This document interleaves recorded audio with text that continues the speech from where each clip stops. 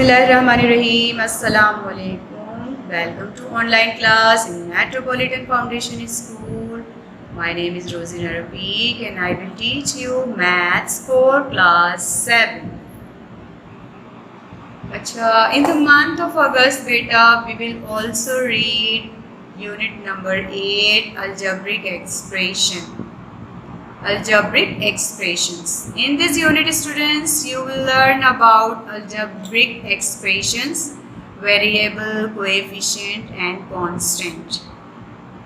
To arrange polynomials and ascending and descending order. How to add and subtract algebraic expressions and how to multiply and divide algebraic expression. अच्छा, आप इस unit में variable, coefficient and constant के meaning को वाज़ेह तौर पर समझ सकेंगे कि आया ये क्या चीज़ें होती हैं, और इसके साथ साथ आप अरेंजमेंट भी समझ सकेंगे कि असेंडिंग और डिसेंडिंग अरेंजमेंट जो है वो क्या होती हैं।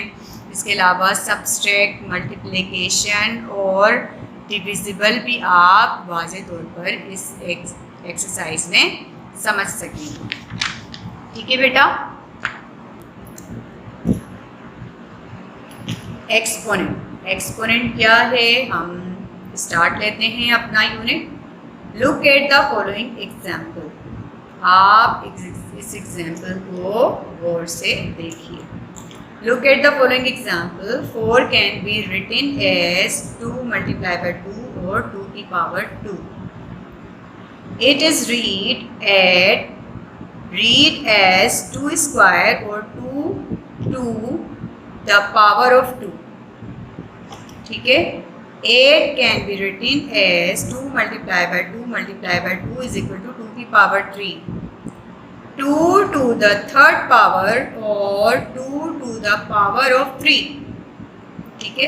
क्या कहते हैं कि जैसे आप यहाँ पे 4 को क्या लिखेंगे, आप 4 को लिखेंगे 2 मल्टीप्लाई बाय 2, या तो आप इस तरीके से लिखेंगे या 2 की पावर 2 आप लिखेंगे, तो ये 4 ही कहलाएगा। It is read as 2 square, 2 square कहेंगे इसे, है ना। और 2 टू द पावर ऑफ 2, 2 का पावर क्या है, वो 2 है। इसी तरह 8 को हम कैसे लिखेंगे, 2 multiply by 2 multiply by 2 is equal to 2 की पावर 3, 2 द थर्ड पावर और 2 टू द पावर ऑफ 3। 16 को कैसे लिखेंगे, 2 की power 4। Look at the number 2 की power 4। Here 2 is known as the base and power of the number is called the exponent. जो 2 है वो मतलब क्या हुआ कि जो 2 है ये क्या है, ये बेस है, ये बेस कहलाएगी। ठीक है, 2 क्या कहलाएगी, 2 बेस कहलाएगी, और जो पावर है वो क्या कहलाएगा, वो इसका एक्सपोनेंट कहलाएगा। देखिए यहाँ भी यही लिखा हुआ है, here 2 is known as the base and power of the number is called exponent. ठीक है। इसी तरीके से the exponent of the number indicate the number of time a particular number is multiplied by itself. In other words, the number of time the base occur as a factor. जैसे कि यहाँ दिया गया 3 multiply by 3 multiply by 3 multiply by 3 is equal to 3 की power 4। Here 3 is the base and 4 is the exponent. आया अच्छे से समझ। जो मल्टीप्लिकेशन वाले वर्ड होंगे वो बेस कहलाएंगे और जो पावर होगा वो उसका एक्सपोनेंट कहलाएगा। यहाँ पे आपको अच्छे से समझ आ गया होगा बेस और एक्सपोनेंट का फर्क और बेस और एक्सपोनेंट की डेफिनेशन। अब आ जाइए आप अपने वेरिएबल, कोएफिशिएंट एंड कांस्टेंट पर। A variable is an unknown number represented by a letter. Variable जो है वो एक अननोन नंबर होता है जो कि लेटर के ज़रिए से रिप्रेजेंट होता है। ABCD XYZ ये वाले वर्ड्स जो होते हैं ये क्या होते हैं, ये वेरिएबल होते हैं। For example, there are X ball in a bag, here X is a variable that represent an unknown value. ठीक है, X जो है वो वेरिएबल कहलाएगा किसी अननोन नंबर का। ठीक है, यहाँ पे आपको वेरिएबल की डेफिनेशन अच्छे से समझ आई होगी। एंड देन देखिए पेज नंबर 110 पर आपको वाज़ेह तौर पे दिख रहा होगा, since the value of 2y change और varies according to the value giving to y is so y is called a variable। y जो है क्योंकि चेंज हो जाएगा, यहाँ देखिए 2y में y जो है वो चेंज हो जाएगा, इसलिए y जो है वो वेरिएबल है। ठीक है, इस में y जो है वो वेरिएबल है। A variable is a symbol use to represent one or more numbers. Variable जो है एक या और बहुत सारे नंबर्स को जो है वो रिप्रेजेंट करता है। A variable is a quantity which can take various numerical value.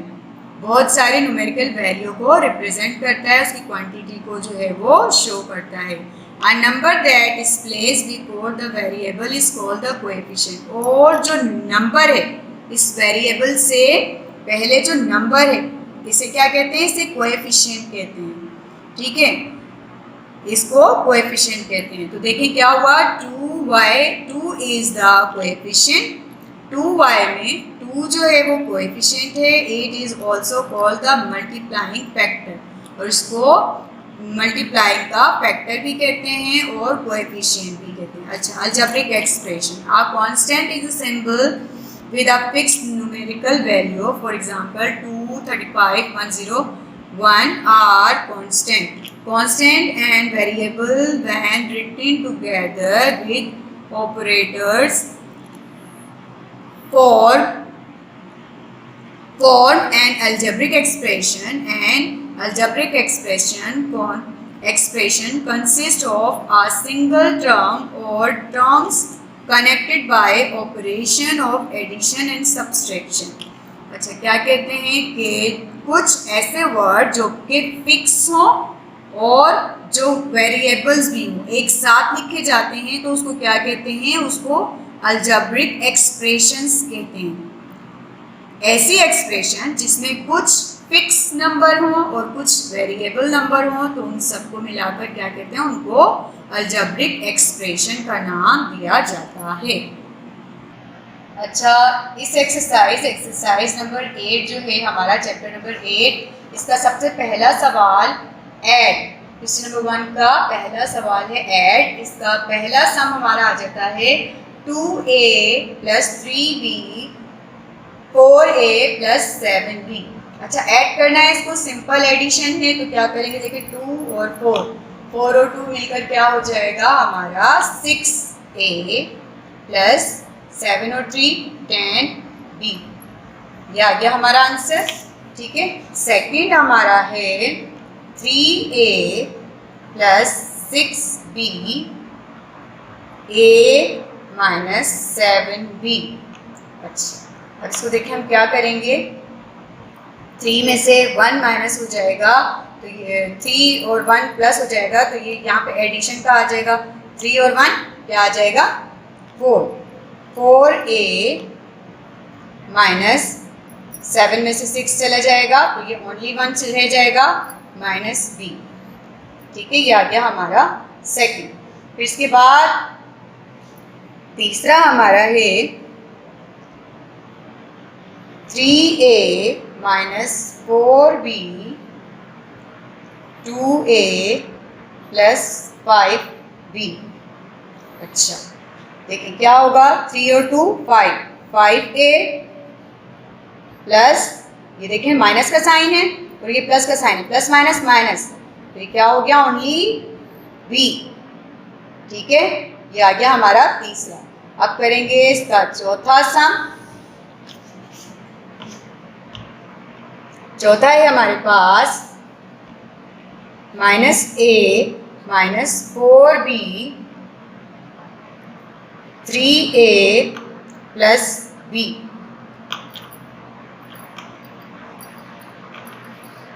अभी देखें, माइनस प्लस माइनस माइनस हो जाएगा, ये 2a minus plus minus minus का साइन लग गया, और ये 4 में से 1 माइनस हो गया 3b।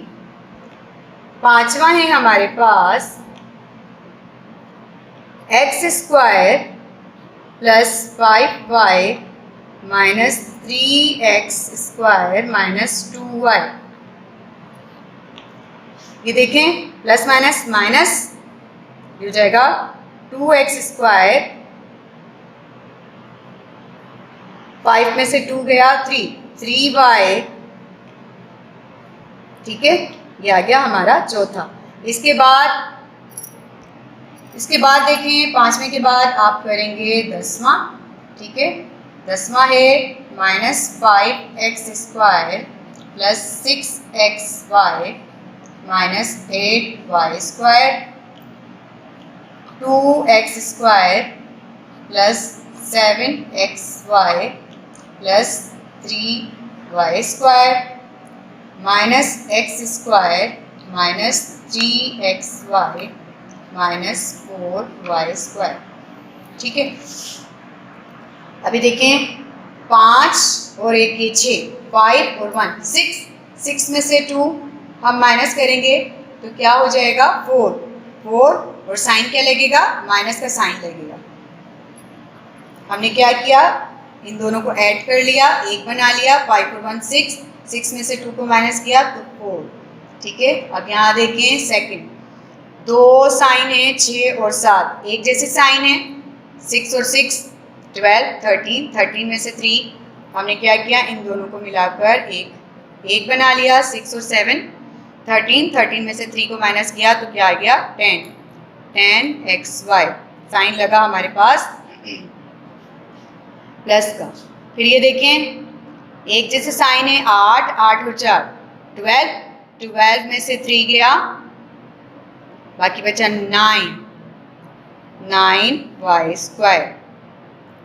ये आ गया हमारे पास माइनस का sign, minus plus minus plus minus minus. ठीक है, ये आ गया हमारा पहला सवाल, कंप्लीट हो गया यहाँ पे। ठीक है, अच्छे से देख लीजिएगा इस सवाल को। हमने किया सवाल नंबर 1 का पहला, दूसरा, तीसरा, चौथा, पांचवा और फिर 10वां। ये 6 के 6 सवाल डन कर लीजिएगा। फिर हमारा क्वेश्चन नंबर 2 स्टार्ट होगा। तो क्वेश्चन नंबर 2 है, इफ a =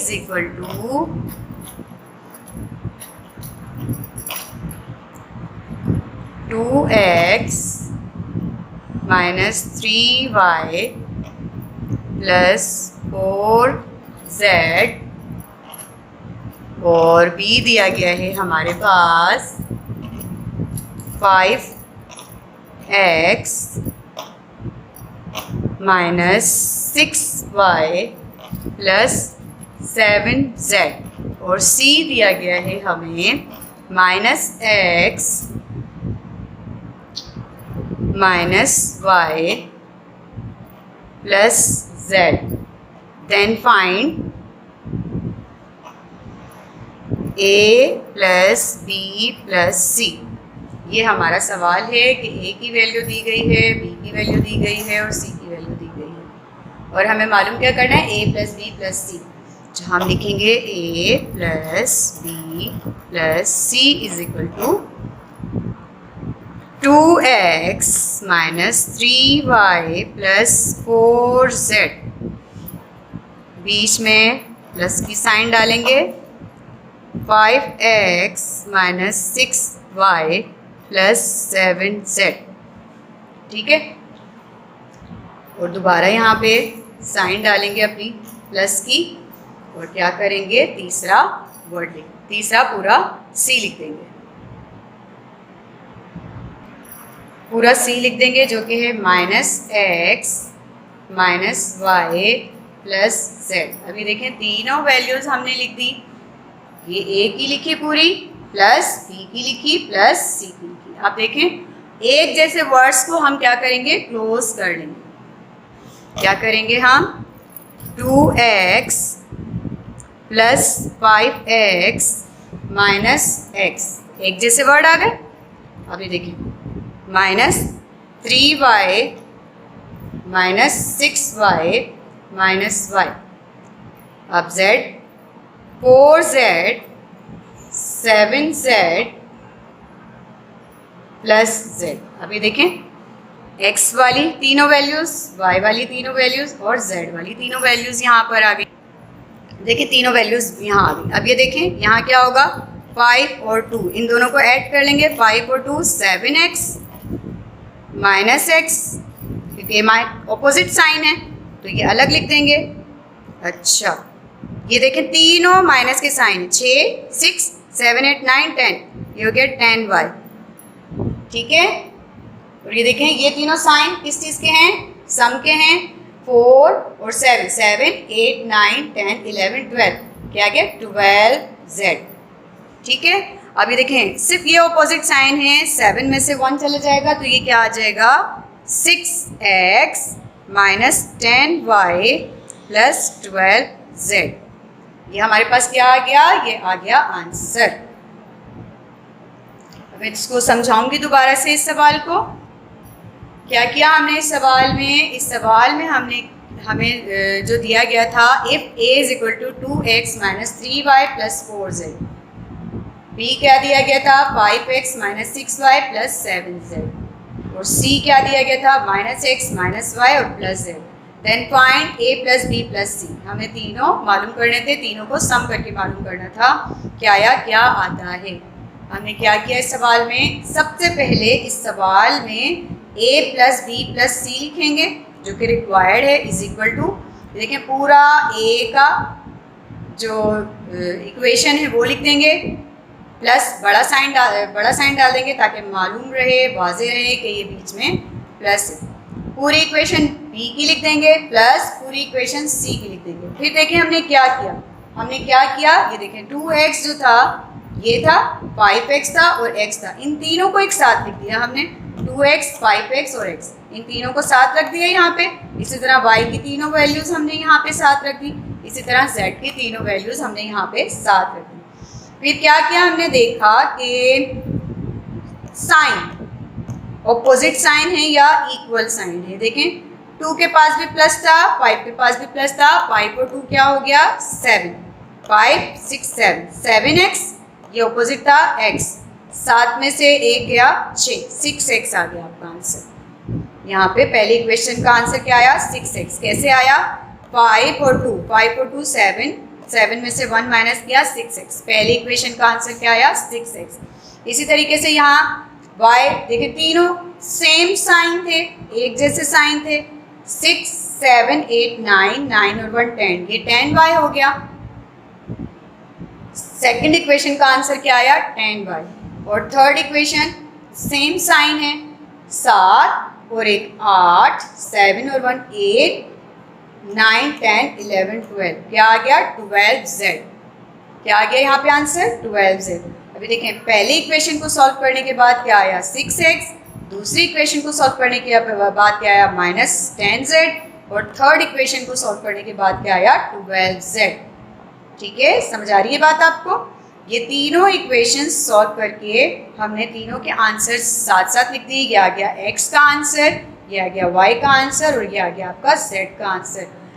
ये क्वेश्चन बहुत इम्पॉर्टेंट है, इस सवाल को बहुत अच्छे से समझिए और अपनी कॉपी में उतारने के वक्त भी इसको अच्छे से नीट एंड क्लीन राइटिंग में कीजिएगा ताकि आपको समझ आए क्या किया हमने इस सवाल में तीनों इक्वेशंस को लिखने के बाद बीच में हमने बड़ा बड़ा साइन लिखा प्लस का, और फिर x वाली वैल्यूज़ जो तीनों में थी उनको हमने क्लोज कर दिया, y वाली तीनों वैल्यूज़ को क्लोज कर दिया और z वाली तीनों वैल्यूज़ को क्लोज कर दिया, और क्लोज करने के बाद हमने प्लस हो रहा था तो प्लस कर दिया, माइनस हो रहा है तो माइनस कर दिया, और तीनों का आंसर हम सेम ले आए। आई होप कि आज की क्लास के तमाम सम आपको समझ आए होंगे। इसको कंटिन्यू करेंगे इंशाल्लाह हम अपनी नेक्स्ट क्लास में। अल्लाह हाफिज़।